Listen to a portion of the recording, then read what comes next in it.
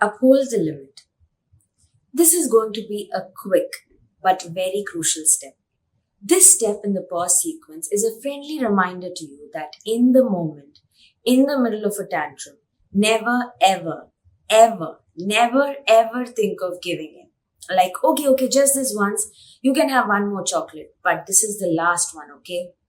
I can guarantee when you have a toddler screaming into your ears, despite all the mental work you've done so far by taking the pause, decoding the need, you will still be tempted to do anything to make it stop right now.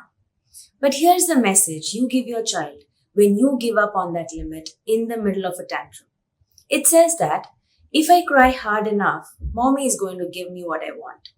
Is that what you want your toddler to learn from this experience? No, right? Even worse, it wasn't really about the chocolate, remember?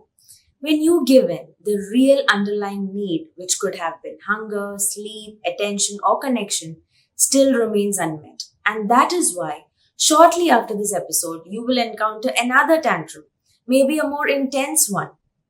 So, in effect, by taking the shortcut, by giving in, just to make the tantrum stop right now, you are paving the way for tantrums that are more intense and ones that last longer. Because you can be sure your toddler will try his best to check when does mommy's limit break.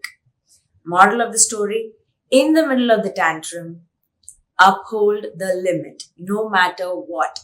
If you've decided there's no more chocolate, let it stay that way. If you wanted to give that chocolate, you would or should have given it when they first asked, right?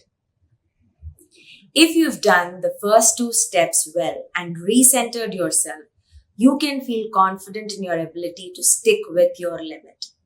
In the next two steps, I will show you how you can steer your way through the tantrum along with your toddler without having to give in. So see you there.